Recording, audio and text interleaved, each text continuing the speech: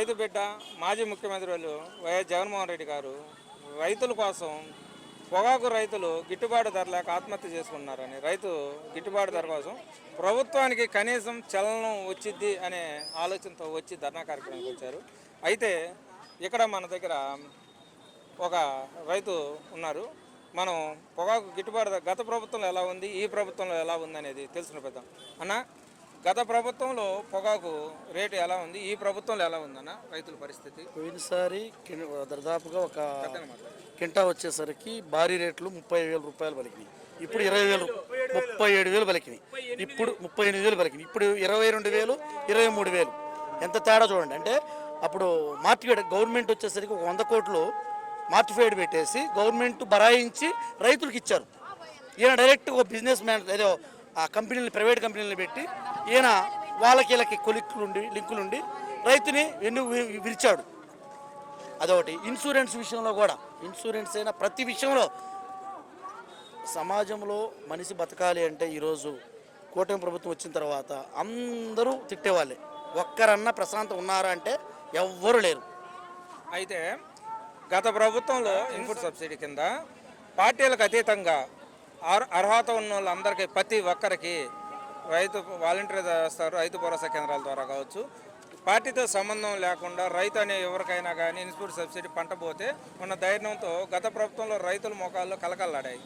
ఈ దఫ సంవత్సర కాలం అయింది. ఏ రైతుని అడిగినా కానీ రైతు గంట కన్నీరు తప్ప మిగిలిచింది. దాని మీద మీ అభిప్రాయం? చరిత్రలో కనివినిగిరి రీతిలో కుల మత భేదం లేకుండా అర్హత ఉంటే చాలు ప్రతి ఒక్కరికి ఇచ్చే గుణం వైఎస్ జగన్మోహన్ రెడ్డి గారిది. ఇప్పుడు వచ్చేసరికి ఒక్క పథకం అంటే ఏదన్నా రైతులే కాదు, ప్రతి కూలీలు, ఇంకోటి ఇన్సూరెన్స్ సబ్సిడీ కులం మతం చూడాల ప్రతి ఒక్కరికి ఇచ్చారు. రెండవది ఇది ఇన్సూరెన్స్ కవరేజ్ అనేది టోటల్ గవర్నమెంట్ భరాయించి గవర్నమెంట్ కట్టింది. సబ్సిడీ లక్షలు టీడీపీ వాళ్ళకి 9 లక్షలు 10 లక్షలు పార్టీ చూడాలి. అసలుకి ఇన్సూరెన్స్ ఏ విధంగా డబ్బులు పడ్డాయి? ఒక ఇన్సూరెన్స్ కంపెనీ రైతు అనేది కష్టపడ్డాడు, రైతు ఇన్సూరెన్స్ ఆ పొలానికి ఇంతని కట్టాడు. వాళ్ళు కట్టుకోండి, వాళ్ళకి తెలియదు, వీళ్ళు కట్టమనం లేదు, వాళ్ళు కట్టలా, లాస్ట్కి రైతు నష్టపోయాడు. అట్లీస్ట్ నువ్వు కట్టలేదు, వాళ్ళ చేతను కట్టించావు, అది కట్టిలా. గవర్నమెంట్ 5 సంవత్సరాల్లో మినిమం 3-4 సంవత్సరాలు ఇన్సూరెన్స్ వచ్చింది. కోట్లు వచ్చినాయి మన ఏపీకి. ఇన్సూరెన్స్ను వాడటం కూడా చేత కానీ దద్దమ్మ మన సీఎం. ఇంకా మనం ఏం చెప్పుకోవాలి? అయితే ఇప్పుడు కూటమి నాయకులు గత ప్రభుత్వంలో అమ్మఒడి ఇంటికి ఒకరికే ఇచ్చేవాళ్ళు. ఇప్పుడు ప్రస్తుత మంత్రి నిమ్మల రామనాయుడు గారు ఉన్నారు కదా, ఎంతమంది ఉంటే అంతమందికి 15,000 లెక్కిస్తామని ప్రచారం చేశారు. కూటమి ప్రభుత్వం కూడా ప్రచారం చేసింది.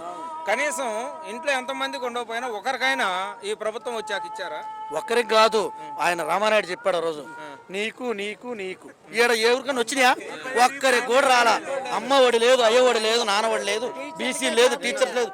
టీచర్లకు మాయ మాటలు చెప్పాడు ఆయన. ఎప్పుడు నిజాలు చెప్పిన మాటలు లేవు. సరే, ఏదో పాపం ఏదో సనాతన ధర్మం అని ఆయన చూసి కొంత కనుకరించారు కొంతమంది. ఆయన మనస్సాక్షిగా ఆయన అర్థం చేసుకోవాలి. మేము ఆయనలాగా ఎగిరే మైండ్ కాదు.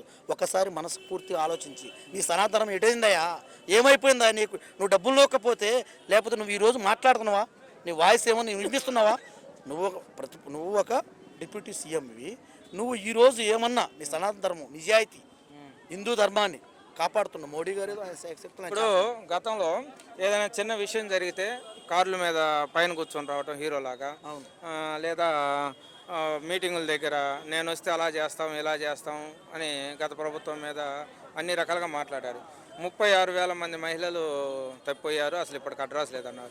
ఇప్పుడు సంవత్సర కాలం టైం ఉంది. కనీసం 3 నెలలు 6 నెలలు అంటే ఏదో ప్రభుత్వం గాలిలో పడాలా, కుదరదు అనుకోవచ్చు. సంవత్సరం కాలం అయింది. ఎక్కడైనా అప్పటి నుంచి ఒక మీటింగ్లో కనీసం ఒక 50 మంది మహిళలనే వెనక్కి తీసుకొచ్చాడా? 50 మంది దేవుడేరగా అసలు దాని గురించి మర్చిపోయాడు. అంటే గుర్తుండవు ఆయనకి. అప్పుడు ఏం మాట్లాడతారో తెలియదు. ఇప్పుడు ఏమన్నా ఒక్క దాని గురించి అన్న ఊగి అదంటాడు, ఇదంటాడు, ఊగి ఏది ఊగిన దానికి ఒక్కదానికైనా సమాధానం ఇచ్చాడా? పవన్ కళ్యాణ్ గారు ఊగి సమాధానాలు చెప్పి ఒక్కదానికన్నా సమాధానం ఇచ్చి ఆ రోజు అంతమంది దేశం నుంచి ఆడుకోపోయారు, పారిపోయారు అన్నారు.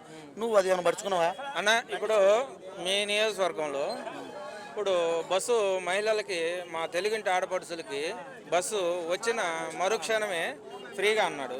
మీ నియోజకవర్గంలో బస్సులు కంటిన్యూగా తిరుగుతున్నాయా? ఫ్రీ బస్సా? ఎక్కడ ఫ్రీ బస్సు? ఫ్రీ బస్సు కాదు, ఆడవాళ్ళు వచ్చారు చెప్పు. ఇప్పుడు ఈ రోజు కార్యక్రమాన్ని చూస్తుంటారు మీరు. ముఖ్యంగా దరిదాపుగా 60% జెంట్స్ ఉంటే 40% మహిళలు ఉన్నారు. స్వచ్ఛందంగా మేము వస్తాం, వద్దమ్మ మీరు ఇబ్బంది పడతా అన్నా కూడా మా వాళ్ళు వద్దన్నా కూడా ఎందుకు ఆడ ఒత్తిడి ఇబ్బంది అవుతుందని అన్నా కూడా వాళ్ళు ఆగట్లా. వాళ్ళు అంత ఉద్రేకత ఉంది వాళ్ళలో. అది అర్థం చేసుకోండి మీరు. అది అర్థం చేసుకొని కళ్ళు తెరిచి పరిపాలన అనేది ఆలోచించి నడవండి. ఎంతసేపు అన్నా రెడ్ బుక్ పరిపాలనలు ఎవరేం చేస్తారు గవర్నమెంట్. అయితే ఇప్పుడు రాష్ట్రం ప్రతి ఒక్కరు రైతులు కూడా ఎక్కువ మంది ఏమంటున్నారంటే రాష్ట్ర అభివృద్ధి మీద దృష్టి మీద కానీ దాని మీద దృష్టి పెట్టకుండా రెడ్ బుక్ గతంలో కేసులు వీళ్ళు ఎవరి మీద అయితే టార్గెట్ వాళ్ళ మీద పరిపాలన చేస్తున్నారు కానీ వాళ్ళ కోసం ఈ వ్యవస్థ అంతా ఉపయోగిస్తున్నారు కానీ ప్రభుత్వం మీద కానీ పథకాల మీద కానీ రైతుల మీద కానీ అభివృద్ధి అనేది చూపడం లేదు అని అంటున్నారు. మీ అభిప్రాయం? నిజంగా ఈరోజు వాళ్ళకి కావాల్సింది రెడ్ బుక్కే. రెడ్ బుక్ కక్షగా వాళ్ళు రెడ్ బుక్ అనేది రాసుకొని ఎక్కడైతే కక్షలు జరిగినాయో ఏదైతే ఉన్నాయో వాటన్నింటినీ తయారు చేసి ఏదో చేయాలన్న ఉద్దేశంలో ఉన్నాడు. అదొకటి. రెండోది వచ్చేసరికి అమరావతి రైతుల్ని ఇరిచింది చాలక ఇంకా ఇరచాలి, ఇంకా లాక్కొని వీళ్ళు అమ్ముకొని ఒక ప్రైవేట్ కంపెనీలకు అమ్ముకోనో లేదా ఇంకోటి చేసి దాన్ని ఇన్వెస్ట్మెంట్ పెట్టి ప్రైవేట్ కంపెనీలకు ఇంకోటికి అమ్మి వాళ్ళ కులములకో వాళ్ళకి ఇచ్చుకొని ఏదో చేయాలన్న ఆలోచనలో ఉన్నారు. అది తప్పేం లేదు. మరి అంతే కదా. అయితే ఇప్పుడు సంవత్సర కాలం వ్యవధి అయిపోయింది.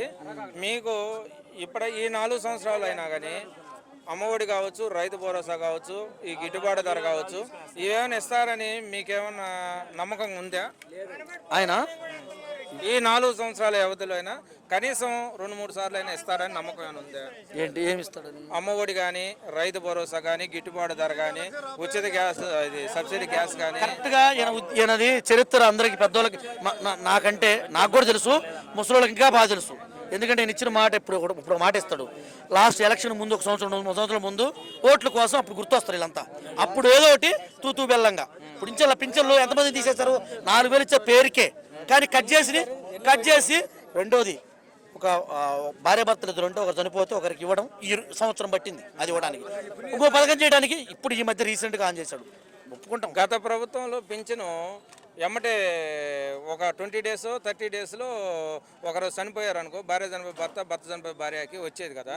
ఇప్పుడు ఎన్ని రోజులు వ్యవధి పడుతుంది? సంవత్సరం పట్టింది. ఇమ్మీడియట్గా పోయిన గవర్నమెంట్లో క్షణం అవసరంలా ఒక్క రోజు 2 రోజులు 3-4 రోజుల్లో వెంటనే అర్హత ఉంటే చాలు, కుల మత భేదం లేకుండా ఇచ్చిన ఘనత ముఖ్యమంత్రి. ప్రపంచంలో ఎక్కడ కన్నువినిగిన రీతిలో ముఖ్యమంత్రి నిజాయితీగా కులమతాలకు అతీతంగా నా ఎస్సీ, నా బీసీ, నా ఎస్టీ అంటూ అందరికీ ప్రతి ఒక్కడికి ప్లేట్లో వేసి తిని ఎక్కువ అయ్యే విధంగా చేసిన ఘనత అయింది. ఈయన వచ్చేసరికి ఇప్పుడు తినడానికి ఆడ ప్లేట్ తప్ప ఏమీ లేదు. ఇప్పుడు అమరావతి కొన్ని వేల కోట్లు పెట్టి అమరావతి వర్క్ జరుగుతుంది. ఇన్ని వేల కోట్లు పెట్టి అమరావతి వర్క్ చేసే దగ్గరికి ఈ పథకాలు కొంత భాగం రైతుల్ని, కొన్ని డబ్బులు వాటిలో 10% డబ్బులు అయినా కానీ రైతులు కానీ పథకాలన్నిటికీ వేయచ్చు. ఇప్పుడు అమరావతి రాష్ట్ర ప్రజల బాగు కోసం చూస్తున్నారా, లేకపోతే వాళ్ళ కూటమి నాయకులు బాగు కోసం చేస్తున్నారా? అక్కడ నాయకుల కోసం, వాళ్ళోళ్ళు మొత్తం కూడా చుట్టుపక్కల ఎప్పుడు ఎస్టాబ్లిష్ అయింది రాజధాని ఇది అని మొత్తం 100 మంది కొనుక్కొని ఉన్నారు. ఆ కొనుక్కున్న ల్యాండ్ డెవలప్మెంట్ అవ్వాలి అంటే ఏం చేయాలి? మా వాళ్ళు బాగుండాలి. మా వాళ్ళు బాగుంటాయి కదా. రేపు గవర్నమెంట్ పోయినా మళ్ళీ తర్వాత మా వాళ్ళంతా రేపు రోజు 100 కోట్లు 50 కోట్లు పెట్టాలా, విఐపీలు రావాలా, లేదంటే ఫారిన్స్ రావాలా, డబ్బులు ఎక్కడి నుంచి వస్తాయి? మొన్న ఎక్కడ పెట్టారు డబ్బులు తెలియదు, అందరికీ తెలియదు అనుకుంటారు. అంటే అమాయకులు జనాల్ని తిక్కలను చేసి ఏదో చేయాలనుకుంటున్నారు.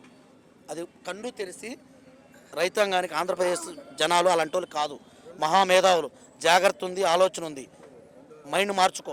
వాళ్ళు అంటారు ఇప్పుడు కూటమి నేతలు, మేము ముగ్గురం కలిసిన రోజులు జగన్ అధికారంలో ఉండడం కలేను, 29 అయినా 34 అయినా 39 అయినా మీరు రావడం అని పగటి కళ్ళ కానండి అంటున్నారు. మీ అభిప్రాయం? కరెక్టే కదా.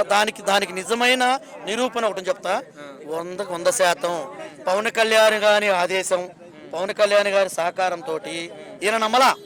పవన్ కళ్యాణ్ ఏదో సరే సనాతన ధర్మం అనే కొంత, ఆయన మీద కొంత, బీజేపీ వాళ్ళు చేసిన కొంత సహాయ సహకారాలు, లోపాయత పొత్తులతో కొన్ని లోపల ఒరిజినల్గా ఓట్లు వేసిందో ప్రజలందరూ తెలుసు. జనాలంతా ఇటున్నారు, ఓట్లు ఎట్టబడ్డాయో, ఏ విధంగా ట్రాలింగ్ జరిగిందో మొత్తం తెలుసు మనుషులకి. అదేదో మాయ జరిగింది అని మనము నిజాయితీ మనకు తెలియదు కదా. కానీ సంథింగ్ అవి జరిగినాయి. కానీ ఆయన నమ్మి 100% ఓట్లు వేసిన ఘనత లేనే లేదు, ఉండదు. ఆయన నమ్మడానికి అవకాశం లేదు. ఇంకా నెక్స్ట్ నమ్ముతారా అంటే నమ్మడానికి అవకాశం లేదు. ఎందుకంటే వీళ్ళ నమ్మకాలు పోయినాయి. ఏ విధంగా కూడా నమ్మడానికి నమ్మకం అనేది ఏ విధంగా కూడా లేదు దాని మీద నమ్మరండి. అయితే దర్శి నియోజకవర్గ ప్రజలు చూస్తున్నారు కదా, ముక్త కంఠంతో చెప్తున్నారు, ఇంత దారుణమైన ప్రభుత్వం, ఇంత రైతులను ఇబ్బంది పెట్టిన ప్రభుత్వం ఇక్కడ ఎప్పుడూ చూడలేదు మేము ఇన్ని రోజుల్లో అని చెప్తున్నారు.